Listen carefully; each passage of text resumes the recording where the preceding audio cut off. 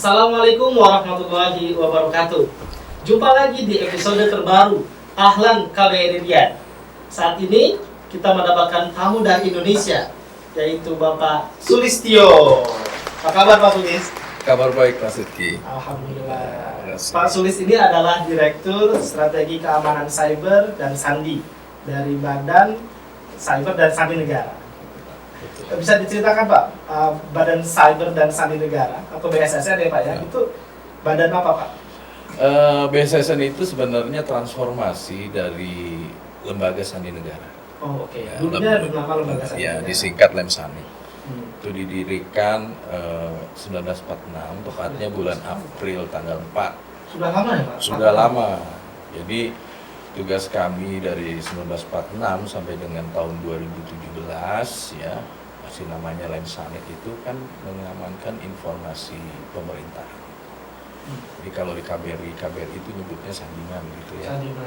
Ya, terus kami juga punya akademi, namanya Akademi Sandi Negara. Nah sekarang namanya Poltek STSN. STSN? Politeknik, Siber dan Sandi Negara. Okay. Jadi 4 tahun begitu. Jadi sekolah di STSN itu lulusannya menjadi Sandiman ya Pak ya? Sekarang kita sudah ada satu tambahan prodi. Dulu kan hanya 2 program studi. Pertama itu adalah rekayasa persandian, ya. Kemudian yang kedua manajemen persandian. Kemudian yang ketiga sekarang prodi baru keamanan siber. Jadi ada 3 prodi. Jadi nggak selalu menjadi seorang sandiman, ya. Nah karena ada tugas baru di BSSN. Jadi BSSN itu 2017 didirikan sebagai transformasi dari Lembaga Sandi Negara. Nah, tugasnya berdasarkan Perpres 28 tahun 2021 sebagai amandemen dari Perpres 53133 2017. Tugasnya membantu Presiden menjalankan tugas pemerintahan di bidang keamanan siber dan sandi. Oke.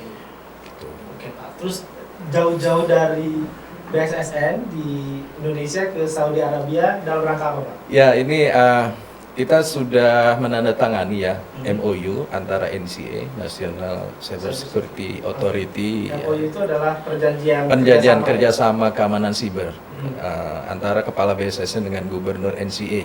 Ya. Terus kenapa kok Saudi ya jauh-jauh ya, begitu? Betul. Nah Saudi ini NCA-nya itu hampir sama, berdiri tahun 2017. Oke, jadi sama lah, kembar lah Pak ya. Tetapi mereka bisa kemudian jadi ranking 2 di Global Cyber Security Index ITU. Ya, kita urutan 24 masih. 24. Ya, sebelumnya kita jauh di bawah, kemudian terjadi perubahan-perubahan, kita naik ke urutan 24 sehingga kita perlu belajar banyak dari Saudi Arabia. Tentang bagaimana sih meningkatkan kapasitas otoritas siber di masing-masing negara ya. Sehingga itu kita bisa belajar banyak dari Saudi Arabia. Tadi Bapak bilang Cyber Security Index. Ya. Jadi Saudi Arabia ini nomor 2 paling aman di dunia. Itu bukan berarti seperti itu ya, tetapi ini kan ada ukuran-ukuran ya dari ITU, ya, International Telecommunication Union di bawah PBB ya. Yang mereka punya parameter-parameter untuk mengukur bagaimana keamanan siber di satu negara, begitu. Jadi apakah comply ya dengan penilaian-penilaian itu, kemudian ada skor sehingga Saudi Arabia ini jadi nomor 2 di Global Cyber Security Index. Jadi kita harus banyak belajar dengan Saudi Arabia, begitu. Mudah-mudahan dengan ditandatanganinya perjanjian kerjasama jadi lebih. Insya Allah Mas Sidki, mudah-mudahan ya nggak hanya jadi macan kertas kalau kata Kepala BSSN kemarin, tapi harus ada implementasinya, gitu. Oke, baik Pak, ini kita bicara tema-tema yang menarik saja Pak, yang dihadapi oleh penonton kita, podcast kita. Keamanan cyber ini sangat dekat atau lekat dengan media sosial. Iya. Hampir semua orang sekarang punya media sosial, baik itu Facebook, Instagram, atau yang paling terakhir ini TikTok. Iya. Itu sebetulnya aman tidak Pak? Atau bagaimana tips agar para penonton kita itu bisa lebih aman dalam bermedia sosial? Oke, jadi gini ya. Ini pertanyaan menarik nih dari Mas Sidki ya. Apalagi sekarang kita pasca pandemi ya. Pasca pandemi. Pada saat pandemi kemarin kita lihat bahwa interaksi sosial kita, aktivitas apapun itu kan banyak di ruang siber di internet. Nah, kemudian kita bisa lihat juga bahwa pasca itu pun semakin tinggi, ya semakin tinggi dari penggunaannya. Kalau data dari BSSN ya, BSSN itu di bulan Oktober tahun 2022 itu serangan siber yang masuk ke ruang siber Indonesia itu anomali trafficnya lebih dari 1 miliar serangan siber Per tahun, Pak? sampai dengan dari Januari sampai Oktober 2022, dan itu data publik bisa dilihat di websitenya bssn.co.id. Nah, dari data tersebut ternyata 20% ya penyebabnya itu adalah karena kelalaian dari individu yang menggunakan sarana prasarana, apakah itu gadget ataukah akses internet dan seterusnya. Jadi dengan kita melihat bahwa aktivitas semakin tinggi, apalagi penggunaan media sosial beraktivitas. Jadi ini yang perlu kemudian kita sadari bahwa media sosial ini juga kita harus hati-hati. Karena apa? Karena ketika kita aktif media sosial, apakah itu Twitter, Facebook, Instagram, TikTok, YouTube, itu ada data pribadi kita yang kita miliki. Kemudian kita sampaikan ke ruang siber. Padahal siapapun bisa jadi apapun di ruang siber.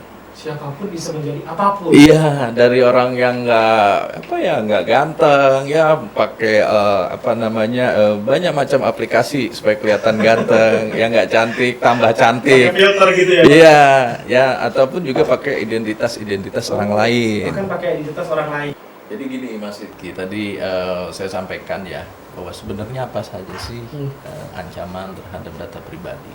Mungkin sepertinya kalau jelasin secara teknis itu banyak banget ancaman. Tapi sebenarnya state of the art ataupun intisarinya itu cuma 3. Pertama, data dicari. Yang kedua, data diberi. Data diberi. Data dicuri. 3 itu. Jadi ini keamanan cyber itu intinya 3 aja nih Pak? Bukan, maksud saya ancaman data pribadi. Ancaman data pribadi kan itu. Mas bicara tentang data pribadi tadi kan, kaitannya dengan bagaimana bermedsos. Nah, 3 hal itu tadi. Pertama, misalkan data dicari. Misalkan Mas Sidki tinggal masukin nama sampean ya, nama sampean di Google, di Bing atau di Yandex ya. Search ya. Apakah mau cari image, gambar gitu, itu banyak banget foto sampean tuh. Artinya dengan search engine, dengan mesin pencari di internet, itu gampang banget ngumpulin data-data. Apakah itu kemudian diposting oleh institusi di mana Mas Sidki bekerja, ya, misalkan di KBRI Riyadh ya, itu kan ada websitenya, ada foto ada saya nama, ada foto, ya kan.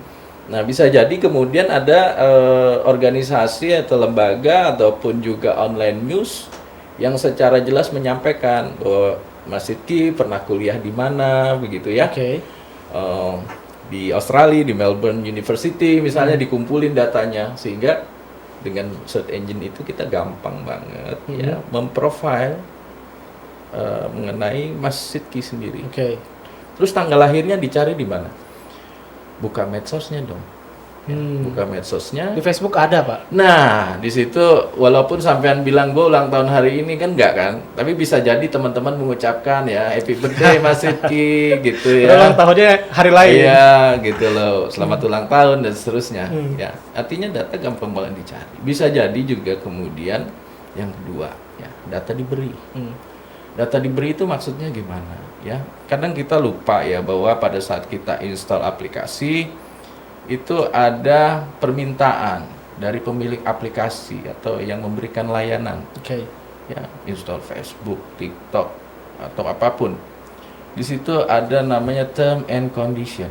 Nggak pernah dibaca itu Pak? Males kan? Males lah, panjang Langsung banget. Ke geri aja biasanya kan? Nah, iya kan? Nah, artinya apa? Di situ kan ada permintaan itu kan, nama dimasukkan, nomor telepon kontak dimasukkan. Bahkan di situ ada beberapa klausul yang kadang-kadang kita seperti udahlah, yang penting gue bisa pakai aplikasi gue kok. Bahwa data Anda dapat digunakan untuk hal yang sifatnya komersial oleh pihak ketiga yang kami tuntut. Oh, padahal itu term conditionnya bilang begitu Pak ya? Ya silakan baca ya, silakan baca. Saya nggak nyebutin nanti saya dibilang iklan gitu. Jadi di syarat dan ketentuan itu term condition itu kan syarat dan ketentuannya ada klausula itu ya, ada jika pernyataan terjadi dispute, ya jika terjadi dispute maka Anda dapat mengajukan tuntutan, ya ke wilayah ataupun wilayah hukum jurisdiksi dari perusahaan kami di California misalnya. Oke. Ya kan? Seperti itu. Padahal itu data kita. Oke. Ya kan? Jadi memang ada pernyataan gini Pak ya. Kalau satu aplikasi atau produk itu gratis, maka sebenarnya kita yang jadi komoditasnya Pak. Kita yang jadi produknya gitu ya Pak. Ya? Itu yang nomor 2. Artinya itu nggak hanya aplikasi media sosial, aplikasi apapun. Iya. Bahkan dari beberapa kegiatan yang dilakukan oleh BSSN ya, ada beberapa aplikasi yang begitu kami cek, ternyata juga mengambil kontak yang ada di dalam device, terus bisa melakukan perekaman, ya, apakah itu dengan mengaktifkan mikrofon ataupun video yang ada di gadget atau di smartphone kita, ya, itu ada beberapa yang kemudian kita laporkan ya ke pihak Google, ya, bahwa ini ternyata sudah melakukan upaya-upaya untuk mengambil data tidak sesuai dengan yang diperuntukkan. Kemudian yang ketiga adalah data dicuri. Ya. Nah itu sangat-sangat targeted, ya, tertentu. Ya, misalkan saya pengen mencuri datanya Mas Sidki, ya, karena saya ada keuntungan yang bisa saya dapat dari sampean. Ya, nah, misalkan data akun banknya. Ya, caranya gimana? Caranya banyak. Ya, misalkan dengan memasukkan mengirimkan email phishing. Ya. Phishing itu apa Pak? Phishing itu mancing ya. Mancing dengan memberikan link-link tertentu ya. Dan masukin linknya kemana? Ke alamat email sampean bisa. Atau sampean aktif di media sosial. Ya, di Instagram aktif, di Facebook aktif. Ya. Di situ bisa kelihatan kesukaan sampean. Jadi kirimin aja, misalkan sampean suka mancing. Ya, atau suka jalan-jalan traveling. Ini ada gratis atau potongan harga kalau saudara mau, silakan klik link ini.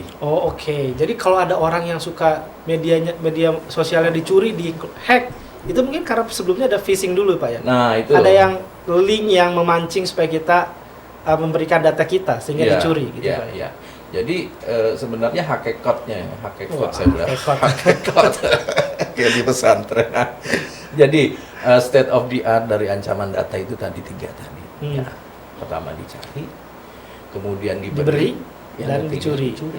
Nah, gimana supaya kita melindunginya? Ya kan gitu, kalau kita udah tahu ancamannya, ini penting.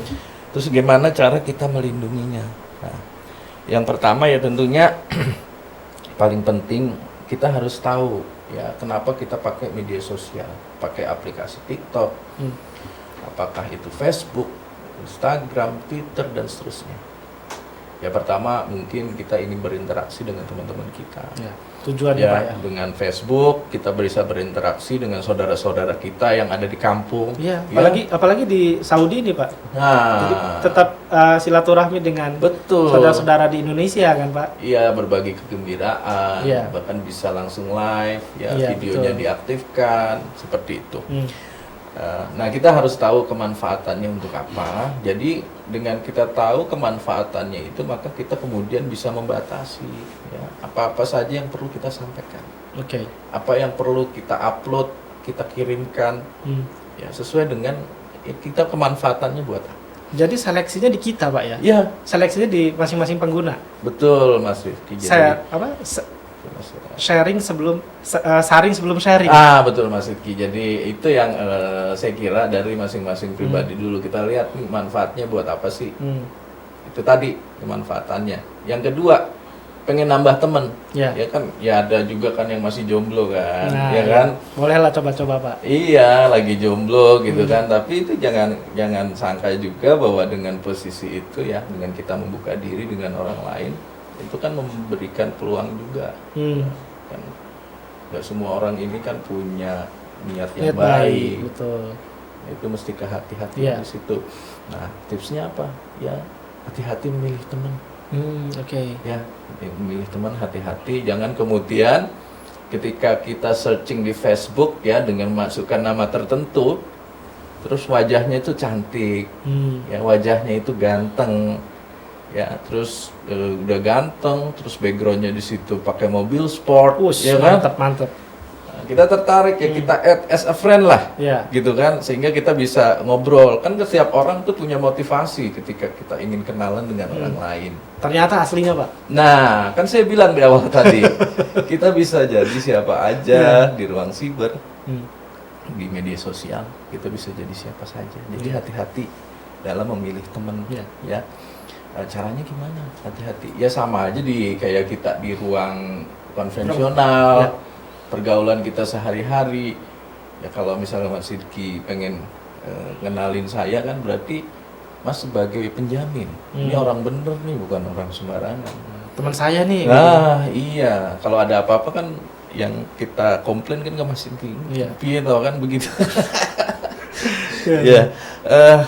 Kemudian yang kedua, Yang apalagi? ketiga Pak ya. Yang pertama tadi hati-hati pilih teman. Yang pertama yang kita harus menyaring dulu sebelum kita Menyaring sharing. ya. Kemudian hati-hati milih teman. Yang ketiga itu hati-hati jangan asal-asalan klik link. Nanti ketipu. oke. Seperti yang tadi saya bilang. Jangan-jangan itu link palsu Pak ya. Ya. Link yang bahaya untuk kita klik ya. Betul. Kemudian pada saat kita pakai media sosial itu kan kita perlu login, justru masuk ke username. Ya. Jadi pada saat kita akan masuk ke username ataupun masuk ke password, itu jangan password yang gampang ditebak. Oke. Jadi salah satu tips bermedsos itu jangan sampai password kita mudah ditebak. Ya. Yang paling mudah ditebak contohnya apa Pak? Ya 1 2 3 1 2 3 ABCDE. ABCDE. Itu ada itu statistiknya ya. Ya.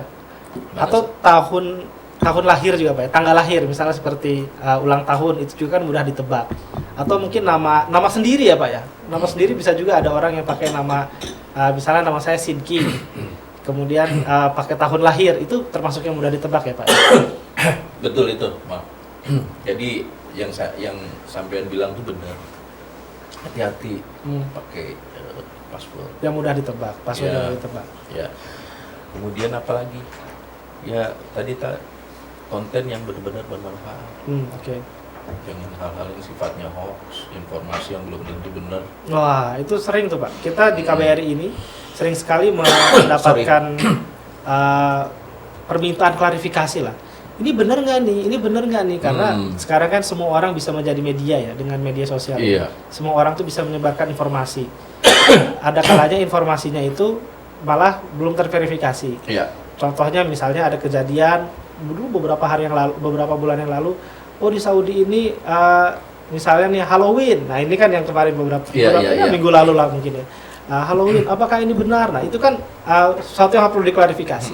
Tapi karena itu sudah disebarkan, sehingga seolah-olah itu jadi benar karena terus diulang itu padahal orangnya sendiri itu mungkin tidak berada di Saudi. Orangnya sendiri mungkin tidak mengalami apa yang kita lihat di Saudi. Tapi karena melihat di media sosial, kemudian dia sebarkan terus menerus sehingga menjadi kekhawatiran bagi orang-orang. Itu bahaya juga media sosial itu. Ya jadi kita sebenarnya filternya itu ada di diri kita ya. Betul. Ada di hati nurani kita. Jangan sampai kemudian karena kebencian, ketidaksetujuan, ketika konten itu hadir di gadget kita, ya, sesuai dengan apa yang kita rasakan. Oke. Padahal kita nggak tahu ini benar atau tidak, atau dicampurkan antara kebenaran dan ketidakbenaran. Oke. Jadi kebenaran tidak disampaikan semuanya Pak. Ya bisa jadi gini ya. Apa namanya? Ya memang kejadian itu ada benar, tetapi ditambahkan narasi yang berbeda. Tadi Mas bilang yang Halloween. Oh iya. Itu sebenarnya pesta Halloween ada, bukan pesta Halloween ya. Sebenarnya itu pesta topeng ya. Dalam satu festival. Nah kemudian karena kemarin Oktober akhir itu deket-deket Halloween ditambahin deh narasi. Iya betul. Itu kan sebenarnya beritanya benar. Ada, kejadiannya ada. Kejadiannya ada. Ya. Tetapi ditambahkan narasi yang tidak benar. Terus ditambahkan lagi Pak, tapi maulid dilarang. Nah, itu kan tambah bahaya. rame. Itu yang menurut saya ya, itu hati nurani kita, jangan sampai kebencian kita, ya ketidaksetujuan kita, ya itu kemudian mendorong kita untuk kemudian gampang banget Nyebarin hoax. nyebarin hoax, informasi palsu, ya seperti itu. Hati-hati banget ya. Ya, apalagi di Saudi Arabia ini buat Bapak Ibu, kita tinggal di negeri orang, kita tidak di Indonesia. Betul itu Mas. Ya, jadi memang harus super hati-hati. Benar, Bukan lagi hati-hati lagi, Pak, benar, tapi benar. harus sangat hati-hati, super hati-hati dalam menggunakan media sosial. Ya, Karena betul. bukan 1-2 kali ada cerita warga negara asing dari negara lain ya Pak ya, itu kena pidana bahkan sampai dideportasi karena penggunaan media sosial. Misalnya dia posting foto yang tidak sesuai dengan aturan hukum di Saudi, kemudian kita tahu beritanya saja, tiba-tiba dia ditangkap atau dia dideportasi Iya, karena ulah sendiri, bukan karena ulah orang lain. Iya, Bahkan misalnya ada cerita juga, dia tidak memproduksi konten itu, dia hanya menemukan itu di internet, Iya. kemudian dia posting ulang. Iya, iya. Itu pun bermasalah. Itu turut serta kan berarti. Oh, itu turut serta. Iya, Itu turut serta. bahaya itu. Tapi yang poin pentingnya gini Mas, di mana bumi dipijak, di Oh. situ langit dijunjung. Betul lagi Ya, kita kan lagi di Arab Saudi ya. Iya, lagi di bumi Arab Saudi. Iya, Arab Saudi ya ikutin Aturan langit ya Arab Saudi. Iya, jangan kemudian kalau di Indonesia nggak apa-apa kok. Iya. Ya coba aja sampean lari pagi pakai bikini. Saya nggak pakai begini, Pak. itu maksud saya ya, hal-hal itu yang perlu jadi perhatian kita semua. Iya, ya. iya. Gimana nyarinya hati nurani, jangan Iya. sampai kebencian, ketidaksukaan, ketidaksetujuan. Itu merusak nalar kita. Oke. Seperti itu. Ada saluran-salurannya kok Betul. untuk menyampaikan protes dan ketidaksetujuan. Oke. Iya kan? Banyak caranya. Hmm. Ya. Seperti itu. Oke. Kira-kira Mas. Sip. Baik, Pak Sulis, terakhir mungkin Pak, ada yang mau disampaikan ke penonton kita, Bapak, pesan-pesan terakhir? Ya, kalau pesan saya buat teman-teman semua, ya saudara-saudaraku semua, hati-hati dalam bermedsos, ya. Jangan sampai data pribadi kita sembarangan kita umbar di media sosial. Karena apa? Karena kalau data pribadi kita umbar, tanggal lahir, ya saudara-saudara kita dan seterusnya, maka satu saat itu bisa dimanfaatkan oleh orang-orang yang punya keinginan untuk ambil datanya, kemudian juga memasukkan identitas gitu. Jadi tadi tips-tips tadi yang saya sampaikan mudah-mudahan bisa jadi mencerahkan lah ya, mencerahkan. Sebenarnya sih sudah pada tahu Mas, ya. Diingatkan ya Pak. Saya ya? hanya mengingatkan kembali, jadi di mana bumi dipijak, di situ langit dijunjung. Mantap. Demikian Mas. Terima Baik, kasih. baik para penonton semua, Bapak Ibu semua, demikian podcast kita dengan Pak Sulistyo, Direktur Strategi Keamanan Cyber dan Sandi Badan Cyber dan Sandi Negara. Terima kasih Pak Sulis. Semoga Bapak kembali ke Indonesia dengan keadaan selamat dan aman semua sampai berkumpul dengan keluarga. Terima kasih. Kapan rencana pulang, Pak? Nanti malam. Oh, baik Pak. Semoga Ya. lancar-lancar semua. Ya, ini karena diperintah sampean. Oh. Oke Pak, makasih Pak ya. Ayo, sukses selalu Ya, Pak. Terima terima kasih. kasih. Oke. Ya. Ya.